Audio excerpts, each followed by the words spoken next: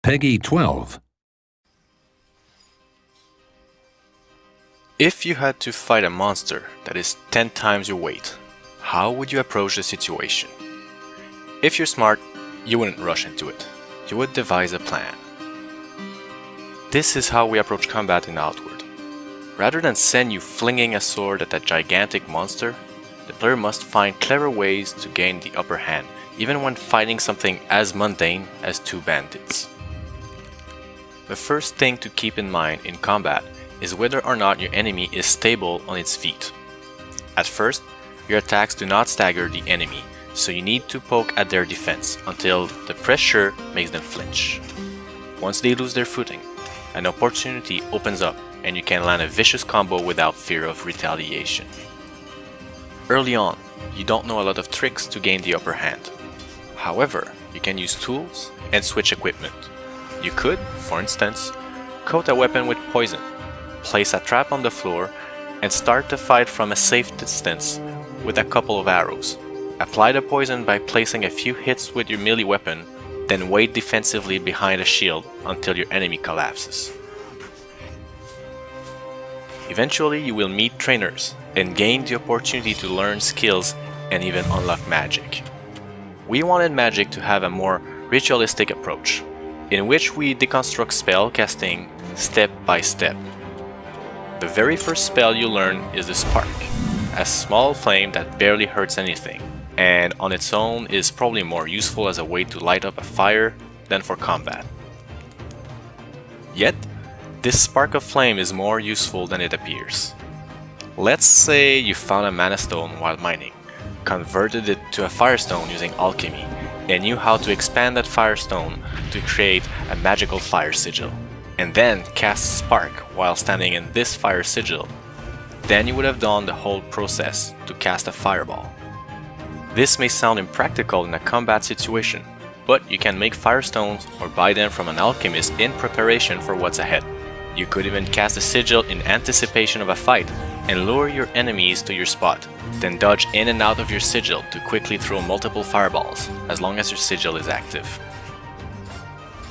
This approach of decomposing your actions in multiple steps also applies to combat skills. For instance, a warrior that draws strength from her rage would need to either use a skill to fall into a deep state of rage or consume potions to attain the same effect, increasing the impact of her hits and thus decrease stability of her foes faster. Even better, she could consume her rage in a powerful twofold attack using the feral strikes that will leave her foes in pain and bleeding while also causing great damage. While most warrior skills don't use mana, these impressive feats damage a weapon's durability, so it will be wise to bring more than one weapon to ensure you're not stuck fighting with a dull blade by the end of a dungeon raid. There are many predators in the world of Ori, but there are also many tools at your disposal. Not every combat is handled the same, and it will be important to analyze every enemy to find a weakness you can exploit. In Outward, you can't just stand there and attack. You have to find your way of dealing with enemies, and the approach will often be indirect, but when everything happens according to plan, it is immensely gratifying.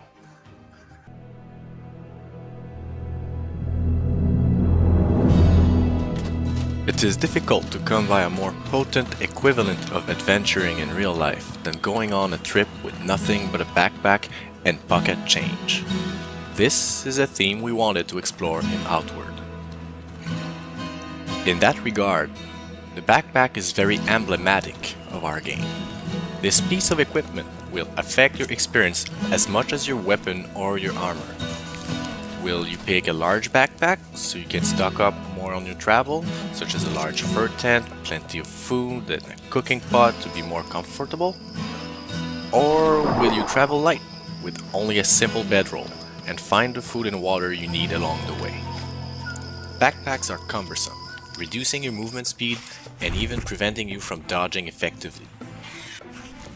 So unless you have a very small backpack, you don't want to be caught off guard by creatures. Should you decide to venture in a cave or a bandit hideout, it might be safer to leave your bag behind until the area is secured, keeping only the essentials with you. Once you've packed up everything you need, Outward offers 4 vast distinct regions. They all contain hidden secrets, unique creatures, and different obstacles. The Chersonese is a mountainous region close to the sea.